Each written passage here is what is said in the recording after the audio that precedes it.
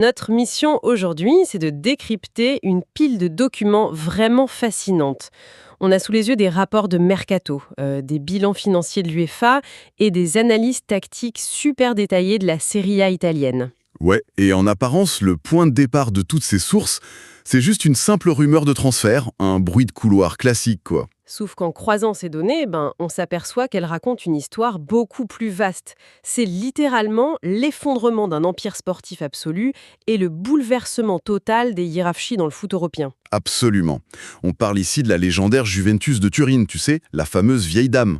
Et pour mesurer l'ampleur de la montagne que représentait ce club, il faut vraiment se replonger dans les chiffres un instant. Entre 2012 et 2020, la Juve a remporté 9 Scudetti, 9 titres de champion d'Italie consécutifs. C'était une domination totale, écrasante même. Le suspense n'existait tout simplement plus à cette époque. Mais aujourd'hui, en épluchant les rapports de cette saison 2025-2026, on découvre un géant en ruine. Un club qui lutte désespérément, en sueur, juste pour arracher une petite qualification en Ligue des Champions. Bon, décortiquons un peu tout ça. Ce qui est fascinant ici, c'est de lire ces documents financiers et sportifs, non pas comme de simples actualités, mais vraiment comme l'électrocardiogramme d'une institution en état de choc. Ah, j'aime beaucoup l'image. Quand on analyse les mouvements d'un club historique sur le marché des transferts, surtout en pleine crise, on ne regarde pas juste le nom du joueur ciblé, on lit à travers les lignes les angoisses de la direction, les failles structurelles. Et surtout, le niveau d'urgence absolu de leur situation économique, non? C'est ça, carrément.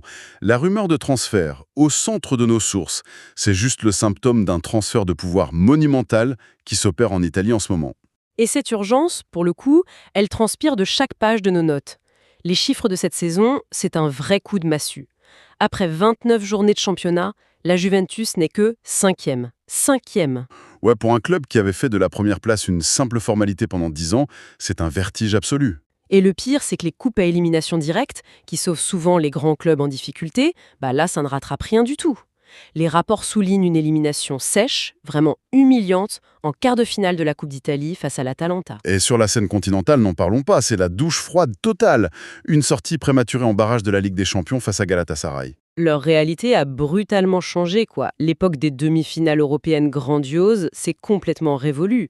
Aujourd'hui, ils doivent se battre au couteau chaque week-end pour rester dans le top 5. Face à Naples, l'AS Roma, l'Atalanta. Et un nom qui détonne complètement dans cette liste, Como.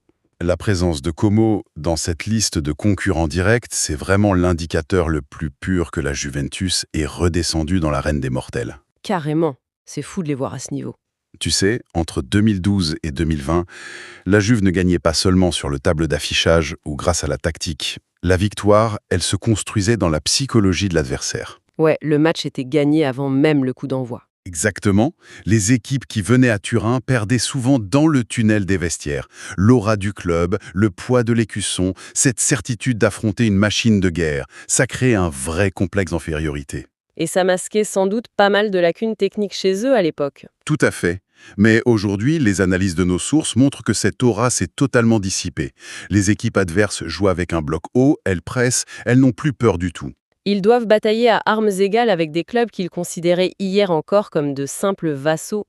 En fait, ça me fait penser au même schéma qu'une de ces immenses entreprises technologiques des années 2000. Ah oui, le fameux dinosaure corporatif. Voilà, le genre de géant qui contrôlait 90% de son marché, qui dictait les standards et qui n'avait même plus besoin d'innover, parce que son simple nom suffisait à étouffer toute concurrence. Et puis, la bascule s'opère. C'est ça, des entreprises beaucoup plus agiles, avec des structures plus légères et des idées novatrices émergent de nulle part.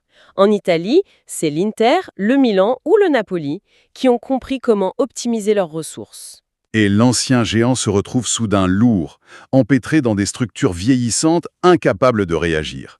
Du coup, la réaction classique, c'est de sortir le carnet de chèques en panique. Ils tentent de racheter l'innovation des autres, de racheter la start-up qui monte pour s'en servir de cache-misère. Cela soulève une question importante sur la manière dont ces clubs historiques gèrent la panique. Quand une institution de cette taille perd sa boussole, elle commence inévitablement à faire des erreurs monumentales. Surtout dans la construction de son effectif, son outil de production. C'est clair. Les sources détaillent comment la Juve s'est précipitée sur le marché ces dernières années, en empilant des profils sans aucune vraie cohérence d'ensemble. Ce qui nous amène directement à la salle des machines de cette équipe, ou plutôt au mécanisme final de leur chaîne de production. l'attaque. Le système de livraison finale, si on garde ta métaphore. Ouais, si la livraison échoue, toute l'usine s'effondre sous le poids de son propre stock. Et là, les rapports sont unanimes. Le mécanisme offensif de la Juventus est complètement grippé. Leur hyperactivité sur le marché s'explique exclusivement par cette panne catastrophique à la finition, en fait. Bah oui, parce que quand tu regardes le bilan de ce recrutement offensif, à part Jérémy Boga, qui s'en sort miraculeusement bien, le reste, c'est un désastre. Un vrai naufrage industriel. Les noms cités dans les bilans font mal à voir parce qu'on parle de joueurs qui devaient incarner la relève du club. Jonathan David, Edon Grova, Loiseau Penda, c'est pas des inconnus, quoi, hein. Et pourtant, ils pataugent tous dans ce système, ils n'arrivent absolument pas à justifier les millions investis. Surtout que le grand buteur de l'équipe, Dusan Vlahovic, donne tous les signaux d'un départ imminent. Le divorce semble acté en coulisses. Et ça m'amène à une réflexion. Des garçons comme Openda ou David ont des CV hyper solides. Ils ont prouvé dans d'autres championnats qu'ils avaient une vitesse folle, un sang-froid face au but. Bien sûr, leur talent n'est pas à remettre en cause. Du coup, si un seul de ces attaquants échoue, tu te dis bon, c'est la faute du joueur. Mais quand 3 ou 4 talents majeurs s'effondrent en montant, le problème vient du joueur ou du système toxique de la Juve. La constance de ces échecs indique qu'on a dépassé le stade de l'erreur de casting. On est dans une vraie anomalie systémique. Les données tactiques prouvent que l'environnement actuel est un véritable broyeur d'attaquants. Un broyeur, ouais, le terme est fort mais tellement juste. Si on regarde les données de positionnement, c'est le syndrome parfait de la chemise trop grande. Le club doute, l'écosystème devient hyper lourd, on n'achète plus un joueur pour l'intégrer, on l'achète pour être le sauveur immédiat. Bonjour la pression pour les nouveaux arrivants. Exactement. Et sur le point tactique, comme l'équipe a peur, elle recule pour se rassurer défensivement. Le bloc se disloque, des mecs comme Openda ou David se retrouvent tragiquement isolés devant. Ils doivent jouer des ballons longs à 50 mètres du but, dos au jeu, avec 2 gros défenseurs sur le dos. C'est mission impossible pour eux. C'est même pas le joueur qui échoue à s'adapter, c'est le système qui neutralise scientifiquement ses qualités. C'est le cercle vicieux de la crise. L'équipe recule, les attaquants ne marquent plus, la pression médiatique explose.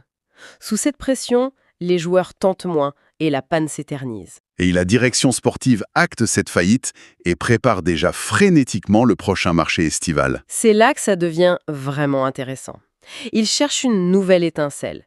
Et le nom qui trône tout en haut de la pile des recruteurs, c'est Hassan Diao. Un attaquant sénégalais de seulement 20 ans. Formé au Real Betis et qui joue aujourd'hui pour Como. Les analyses le décrivent comme électrique. Il vient de briller lors de la victoire 2-1 contre l'AS Roma dimanche. Oui, mais attention, les rapports médicaux joints au dossier sont super alarmants. Et comment? Il a été plombé par des blessures à répétition toute la saison. Il n'a fait que 10 apparitions, 10 petits matchs, c'est fou, non? N'est-ce pas une folie absolue de miser sur lui? 10 matchs pro sur une saison, pour un gars censé reconstruire la Juve, ça défie les lois de la gestion des risques, c'est clair. C'est totalement paradoxal. D'un côté, tu as une institution en perdition qui a besoin de certitude. De l'autre, ils font un all-in sur un gamin de 20 ans dont le corps craque. C'est du génie ou du pur désespoir? Pour comprendre cette décision, il faut regarder les mutations de l'économie du foot qu'on a dans nos bilans.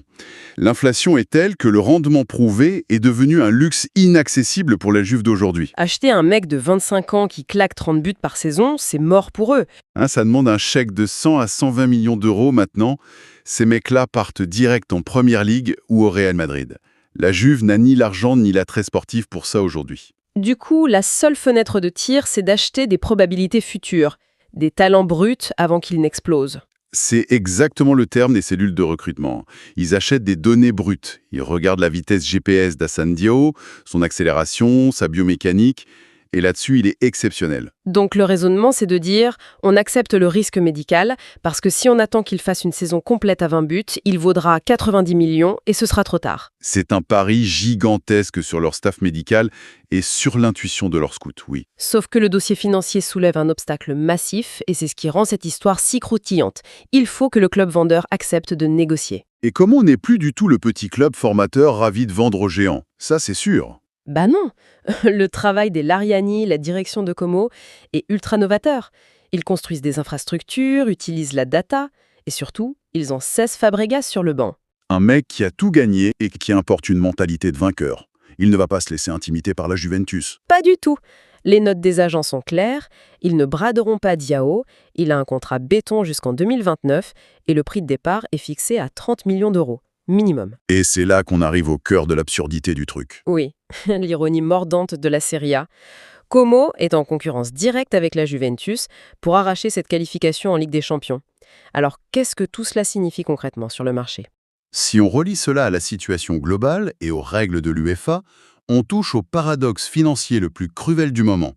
La Ligue des Champions, pour ces clubs, c'est le robinet d'oxygène financier vital. Les montants dans nos bilans sont fous. Une simple qualification pour la phase de groupe, c'est des dizaines de millions d'euros garantis, entre les primes, le coefficient historique, les droits télé. Le fameux market pool, oui. Ça peut facilement osciller entre 50 et 80 millions d'euros dès le premier tour. C'est exactement ce trésor de guerre qui permet de lâcher 30 millions sur un jeune de 20 ans. Et la boucle se boucle de façon dramatique pour Turin. C'est un affrontement où les conditions économiques détruisent les conditions sportives. La Juve a besoin de Diao pour se relancer. Mais pour payer les 30 millions, ils doivent se qualifier pour la Ligue des Champions. Et le principal obstacle sur leur route pour cette qualification, c'est Como. C'est un scénario catastrophe. Si l'équipe de Fabregas continue sur sa lancée et pique cette place à la Juve, la pyramide s'effondre. Como encaissera les millions de l'UEFA? Ils n'auront aucune raison de vendre Diao. Et la Juventus n'aura ni l'argent pour l'acheter, ni l'attractivité pour le convaincre. Pourquoi un talent très convoité irait s'enterrer dans un club en crise qui joue la Ligue Europa alors qu'il est qualifié en C1 avec un coach comme Fabregas? La question des agents est cruelle de pragmatisme, mais elle est justifiée. Le marché se paralyse lui-même. C'est une équation impossible et je trouve que ça résume parfaitement tout ce qu'on vient de décortiquer aujourd'hui. Derrière ces rumeurs et ces millions, c'est vraiment la collision de deux mondes. L'ancien monde contre le nouveau. Exactement. D'un côté, t'as l'ancien empire chancelant, la Juve, alourdie par ses propres certitudes passées qui appliquent les recettes éculées. Et de l'autre, des clubs comme Como. Décomplexés, modernes, qui exploitent intelligemment les données et refusent d'être le supermarché des anciens géants. Le monopole du prestige est peut-être finalement la plus grande vulnérabilité de l'ancien monde. Et je trouve que ça laisse une vraie question en suspens pour ceux qui nous écoutent. Oui, ça fait réfléchir. Si la qualification en Ligue des Champions dicte désormais le marché à ce point, les petits clubs novateurs sont-ils en train de devenir les véritables maîtres du jeu face aux géants historiques en déclin? Le pouvoir a-t-il définitivement changé de camp dans le football moderne?